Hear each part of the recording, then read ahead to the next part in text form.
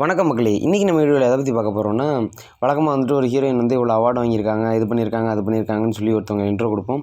But வந்துட்டு பல அவார்டுக்கு nominate ஆகி மெயினான அவார்ட்ஸ் எல்லாத்துக்குமே நாமினேட் ஆகியிருப்பாங்க. பட் வந்து ரிஜெக்ட் ஆகிட்டே இருப்பாங்க. ஒரு ரொம்ப அன்லக்கி அப்படின்னு சொல்கிற ஒரு ஹீரோயின்னா என்னை பொறுத்த வரைக்கும் வந்துட்டு ஜார்டனா பிரீஸ்டர் தாங்க. ஏன்னு எனக்கு தெரியல. பட் வந்து பெரிய பெரிய அவார்ட்ஸுக்கு வந்து பல தடவை நாமினேட் ஆகியிருப்பாங்க. பட் வந்து மேக்ஸிமம் ரிஜெக்ட் தான் ஆகியிருப்பாங்க. அது ஏன்னே எனக்கு தெரியாது. உங்களுக்கு தெரிஞ்சால் சொல்லுங்கள். ரொம்ப அண்டர் ரேட்டடு சொல்லப்போனால். பெரிய பெரிய படத்தில் நடிச்சிருக்கலாம். பட் ஸ்டில் வந்து ஒரு அவார்ட் வைஸில் வந்து ரெகக்னைஸ் பண்ணப்படாத ஒரு ஹீரோயின். மேபி பார்க்க ரொம்ப பியூட்டிஃபுல்லாக இல்லை அப்படின்றதுனால நினச்சாங்களா? நல்லா தான் இருக்காங்க என்னை பொறுத்த வரைக்கும். பட் ஸ்டில் என்ன ரீசன்னு தெரில. ரொம்ப அண்டர்ரேட்டட் ஹீரோயின். ஸோ இவங்களுக்கு வந்து ஒரு அப்ரிசியேஷன் பண்ணுற விதமாக நம்மளாச்சும் ஒரு வீடியோ போடுவோம். நீ யாரா சின்ன பையன் வீடியோ போடுற அப்படின்லாம் நினைக்காதீங்க. இதை என்னால் முடிஞ்சது. ஸோ இவங்களுடைய சிறந்த 5 படங்களை தான் வந்துட்டு இந்த வீடியோவில் பார்க்க போகிறோம். ஸோ டைம் வேஸ்ட் பண்ணாமல் வாங்க வீடியோக்குள்ளே போகலாம்.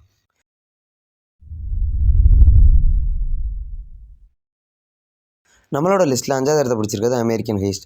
2014 வந்த இந்த படத்தை வந்துட்டு ஒரு ஆக்ஷன் க்ரைம் ஃபிலிமாக எடுத்திருக்காங்க. இந்த படத்தோட கதை என்னென்னு பார்த்தீங்கன்னா, ஃப்ராங்கி ஜேம்ஸ்னு அண்ணன் தம்பி 2 பேர் இருக்காங்க. இதில் ஃப்ராங்கி வந்துட்டு மூத்தவங்க. இவங்க 2 பேரும் சேர்ந்து வந்துட்டு ஒரு திருட்டு வேலை பண்ணிக்கிறாங்க. பட் வந்து அதில் மாட்டிக்கிறாங்க. ஸோ மாட்டிக்கிற இடத்துல வந்து அண்ணன் சரண்டர் ஆயிடுவான். தம்பி வந்துட்டு நிரபராதியாக வெளியே வந்துடுவாங்க. அண்ணன் சரண்டர் ஆன காரணத்தினால தான். பட் வந்து க்ரைம் செஞ்சது 2 பேர் சேர்ந்து தான். இந்த சமயத்தில் வந்துட்டு அண்ணன் உள்ளே இருக்க காரணத்தினால இவன் வந்து ஒரு நார்மலான வாழ்க்கையை வாழ்ந்துக்கிட்டு இருப்பான்.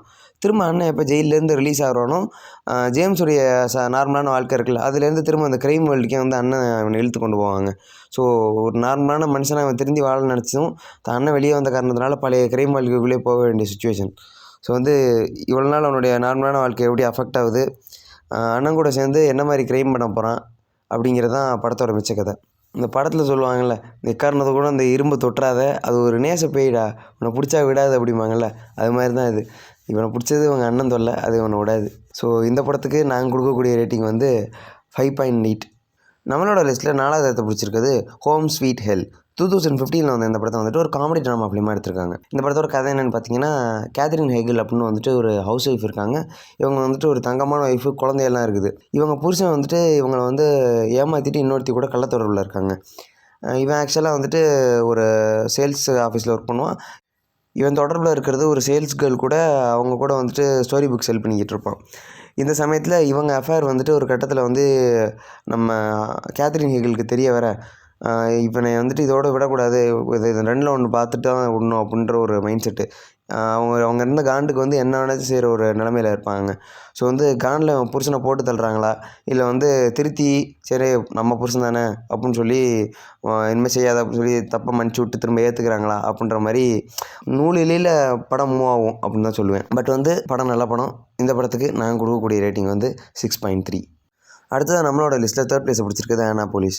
2006 வந்த இந்த படத்தை வந்துட்டு ஒரு ட்ராமா ஸ்போர்ட் ஃபிலிமாக எடுத்திருக்காங்க. இந்த படத்தோட கதை என்னென்னு பார்த்தீங்கன்னா, தான் அம்மா வந்து கடைசி ஆசையாக கேட்ட விஷயம் என்னென்னா, தான் பையன் வந்துட்டு எப்படியாச்சும் யூஎஸோடைய அந்த கப்பல் படையில் சேரணும் அப்படிங்கிறது தான். ஸோ கப்பல் படையில் சேரணும்னா முதல்ல போய்ட்டு நேவல் அகாடமியில் போய் ட்ரைனிங் எடுக்கணும். ஸோ அந்த ட்ரைனிங்கை வந்து கஷ்டப்பட்டு இவன் எங்கேயோ ஜாயின் பண்ணி அங்கே எப்படியாச்சும் பாஸ் ஆகிடலாம் அப்படின்னு முயற்சி பண்ணிக்கிட்டு இருப்பான். ஸோ அந்த அகாடமியில் இவன் என்னென்ன மாதிரி பிரச்சனைகள் ஃபேஸ் பண்ணுறான், அங்கே வந்துட்டு இவன் சக்ஸஸ்ஃபுல்லாக ஒரு நல்ல ஆஃபீஸராக வெளியே வரணும்னா அங்கே ஒரு தடவையும் தன்னை ப்ரூவ் பண்ணிக்கிட்டே இருக்கணும் அப்படிங்கிறது வந்து அவனுக்கு உள்ளே போனதுக்கப்புறம் தான் தெரியும். ஸோ அங்கே ஏற்படுற காம்படிஷன், அடிதடி, உள்குத்து எல்லா கர்மமும் வந்துட்டு ரொம்ப அழகாக காட்டப்பட்டிருக்கும். இதே சமயத்தில் தலைவனுக்கு வந்துட்டு அந்த காதல் வாழ்க்கை அதெல்லாம் அங்கே மலர ஆரம்பிக்கும். ஸோ இது எல்லாத்தையும் ஒரு சேர அற்புதமான விதத்தில் வந்துட்டு காட்டின படம் தான் வந்து ஆனாபோலிஸ். இந்த படத்துக்கு நாங்கள் கொடுக்கக்கூடிய ரேட்டிங் வந்து 6.6. அடுத்தது நம்மளோட லிஸ்ட்டில் 2nd பிளேஸை பிடிச்சிருக்குது த ஃபேக்கல்ட்டி. 1998 வந்த இந்த படத்தை வந்துட்டு ஒரு ஹாரர் சயின்ஸ் ஃபிக்ஷன் ஃபிலிமாக எடுத்திருக்காங்க. இந்த படத்தோட கதை என்னென்னு பார்த்தீங்கன்னா, கேசி கனூர் அப்படின்னு வந்துட்டு ஒரு பையன் இருப்பான். இவன் வந்துட்டு ஹை ஸ்கூலில் வந்துட்டு மேகசின்லாம் ரிலீஸ் பண்ணுவாங்கள்ல, அங்கே இருக்க நியூஸ் பேப்பருக்காக ஃபோட்டோ எடுத்துக்கிட்டு இருப்பான். இந்த சமயத்தில் என்னென்னா, அந்த டைமிங்கில் வந்து இறந்து போனதாக வந்துட்டு சொல்லப்பட்ட ஒரு நர்ஸு, அவங்கள கொலை செஞ்சுட்டாங்க அப்படின்னு சொல்லப்பட்ட நர்ஸு வந்துட்டு நியூஸ் பேப்பர்லாம் ஹெவியாக பிரிண்ட் ஆகிருக்கும், எல்லோரும் நம்பிக்கிட்டு இருப்பாங்க. அவங்கள வந்துட்டு இவன் நேரில் பார்ப்பான்.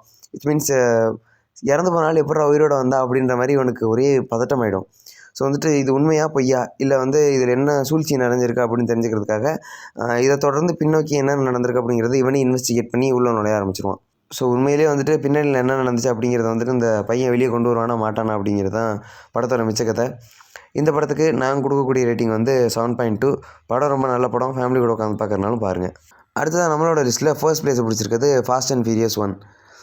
இந்த படத்துக்கெல்லாம் ஒன்லைன் சொல்லணுமா அப்படின்னு பார்க்குறேன், இருந்தாலும் பரவாயில்ல சொல்கிறேன். 2001 வந்த இந்த படத்தை வந்துட்டு ஒரு க்ரைம் த்ரில்லர் ஃபிலிமாக எடுத்திருப்பாங்க. இந்த படத்தோட கதை என்னென்னு பார்த்தீங்கன்னா, இந்த ஹை ஸ்பீட் ராபரிஸ் அப்படின்னு சொல்லுவாங்கள்ல.